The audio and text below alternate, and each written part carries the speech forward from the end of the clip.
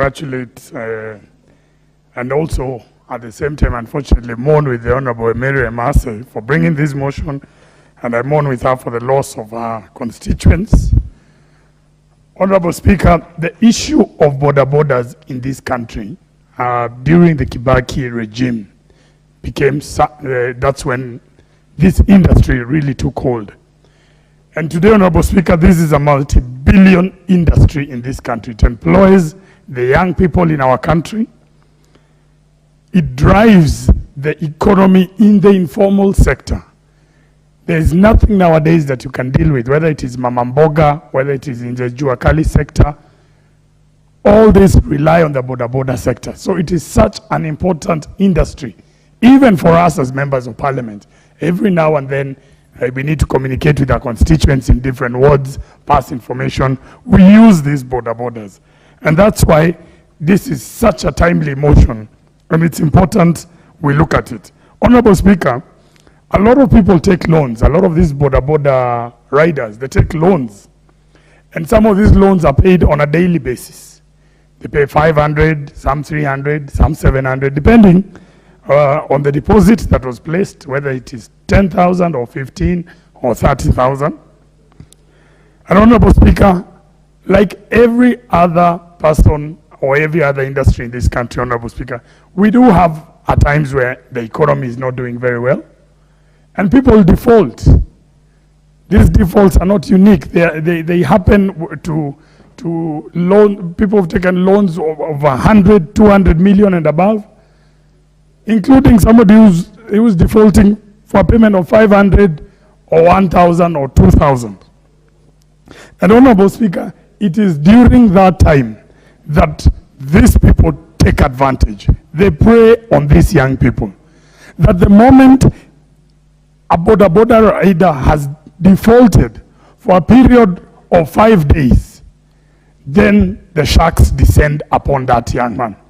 Regardless of whether the fact that he has paid this loan for such a long period, paid even 100,000 or 150,000, Honorable Speaker, I'll be able to tell you that for some of these loans, it is usually a price of 200,000 when you've taken this loan. So the person who's acquiring this border ends up paying actually quite more and way above the price. But the moment they start defaulting, nobody cares for the fact that they've paid 150,000. It is the default of that 5,000 for a period of 10 days that makes them vulnerable. And all of a sudden, people start targeting.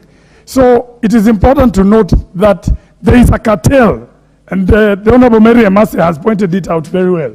There are people who go out and map out those border riders who are unable to pay, and they become victims.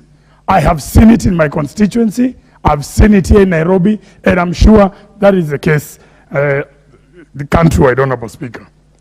Honorable Speaker, it is time we put a legislative framework that will govern this specific industry, ranging from the loans, ranging from the circles, and how they operate. And I want to note what Honorable KJ has said, because he's just picked right what everything that I'd written here, that we don't have a proper framework of operation of borders. You can be sure that there are borders stolen from Dagoretti South, stolen from Bakassi West. They end up in Uganda or taken to far-flung areas.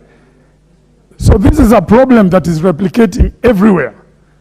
It is important, Honorable Speaker, that we protect these border operators, that we look at our boundaries as a country and ensure that these borders, no border from Kenya should cross into Uganda or any other country without the knowledge of this government and the relevant agencies at the borders, at the border points, so that we ensure we protect our border operators. So I want to congratulate the Honorable Emase and tell her it is time, this is a start, and we will support her moving forward. Thank you, Honorable Speaker.